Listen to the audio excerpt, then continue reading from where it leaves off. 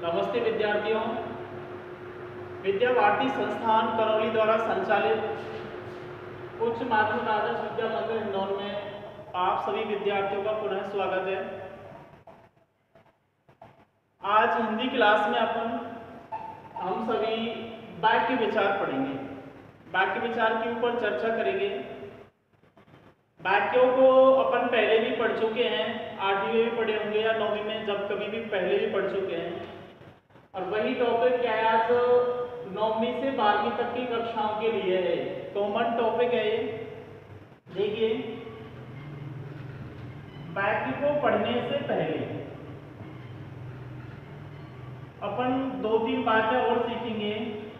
देखिए, एक होता है वर्ण और एक होता है अक्षर। इससे पहले फिर होता है शब्द। शब्द की बाद में होता है पद और पद की बाद में आता है वाक्य। ये व्यूहरचना हो गई। वर्ण और अक्षर किसे कहते हैं? वैसे बहुत से विद्यार्थी ये कहते हैं कि वर्ण और अक्षर में कोई अंतर नहीं है, जबकि क्या है, वर्ण और अक्षर दोनों में अंतर है। वर्ण के बारे में अपन ने पढ़ा है। वर्ण वह छोटी से छोटी मूल ध्वनि है जिसके अपन खंड और क्या है, टुकड़े नहीं कर सकते। क्या नहीं कर सकते? खंड या टुकड़े नहीं कर सकते। ऐसे ही क्या है, अक्षर के बारे में अपन जानते हैं ए प्लस क्षर। ए अक्षर हो गया, क्षर इसमें मूल शब्द होगा। क्षर का अर्थ होता है क्षरण करना या टुकड़े करना या विभक्त करना, जिसके हम आगे टुकड़े नहीं कर सकते। लगभग अर्थ दोनों का एक जैसा ही लगा, लेकिन दोनों में अंतर है।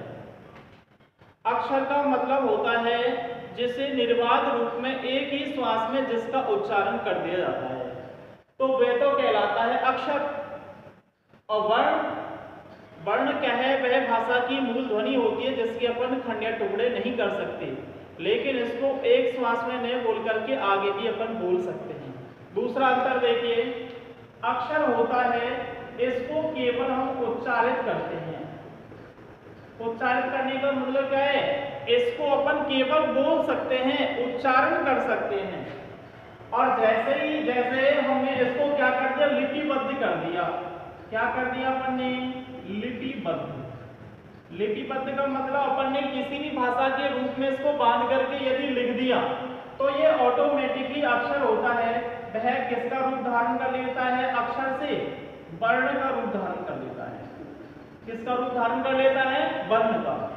जैसे अपन ने कै केवल बोल रहे हैं, बोलने तक तो वह केवल क्या है? अक्षर। बोलाया अपन ने के, ये तो केवल उच्चारण तक है।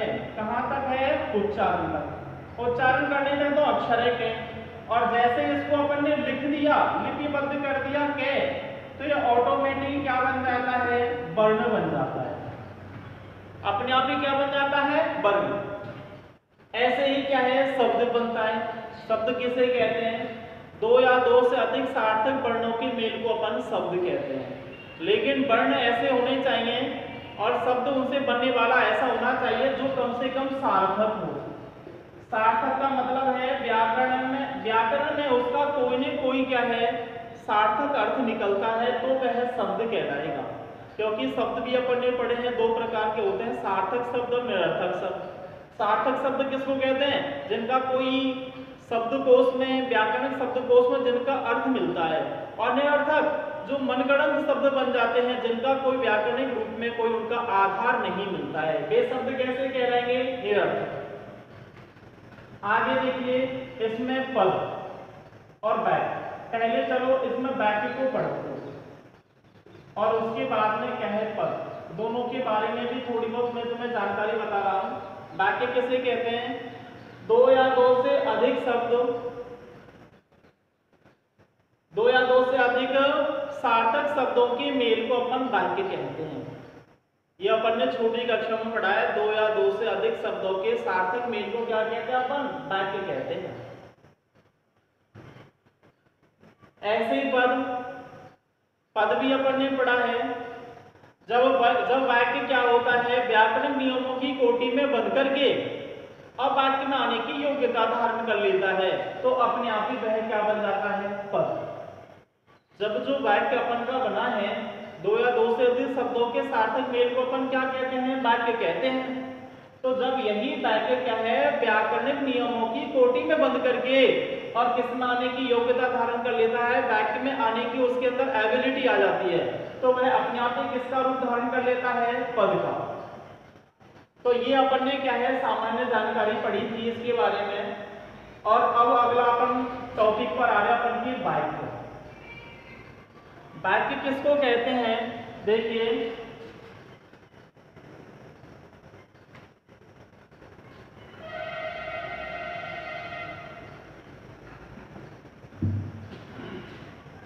परिभाषा अपन ने पढ़ी थी वाक्य की।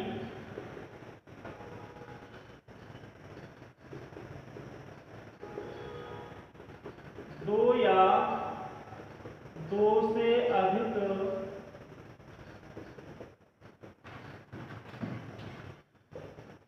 शब्दों के सार्थक मेल को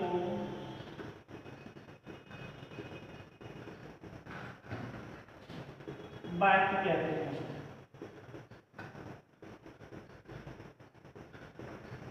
ठीक है, एक परिभाषा सबसे छोटी जो छठवीं कक्षा में पढ़नी है। दूसरी परिभाषा देखिए, दो या दो से अधिक, दो या दो से अधिक शब्दों का वह सार्थक मेल, वह सार्थक शब्दों का वह रूप जिसमें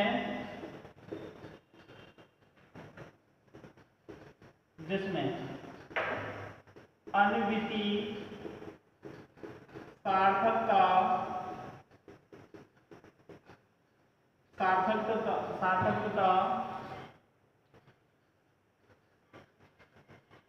पदक्रम, अन्विति सार्थकता पदक्रम, योग्यता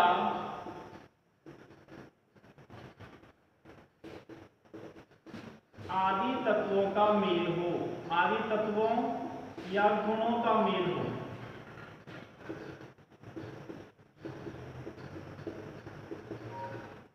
उसे वाक्य कहते हैं। उसे भी अपन क्या कहेंगे, वाक्य कहते हैं।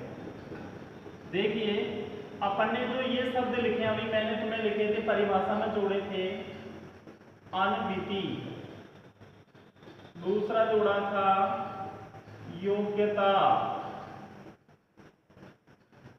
तीसरा बोला था सार्थकता, चौथा बोला था पदक्रम। ये सभी के सभी क्या है, तत्व के, ये वाक्य के क्या है, तत्व हैं। और इन तत्वों का क्या है, वाक्य के अंदर मौजूद होना अनिवार्य है, तभी जाकर के क्या है, वाक्य का क्या होता है, निर्माण होता है। तो दो परिभाषाएं होगी, एक तो छठवीं क्लास में पढ़े, दो या दो से अधिक शब्दों के सार्थक मेल को क्या कहते हैं, वाक्य कहते हैं। या दो या दो से अधिक शब्दों का वह रूप जिसमें क्या है, अन्विति सार्थकता पदक्रम योग्यता आदि तत्वों या गुणों का क्या हो, मेल हो, या आदि तत्वों का क्या हो, इसमें मेल, तो वह भी क्या कहलाएगा, वाक्य कहलाएगा।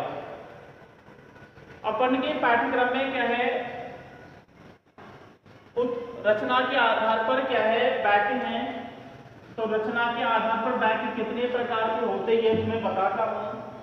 तो रचना के आधार पर वाक्य के जो भेद होते हैं वो होते हैं तीन। रचना के आधार पर क्या होते हैं, तीन। नंबर एक सरल वाक्य, दूसरा है संयुक्त वाक्य, और नंबर तीन है मिश्र वाक्य। ये तीन इसके क्या है, भेद होते हैं। तो आज की वीडियो में अपन ने क्या है, वाक्य के बारे में सामान्य जानकारी पढ़ी थी, इनके भेदों के बारे में अपन अगली वीडियो में पढ़ेंगे।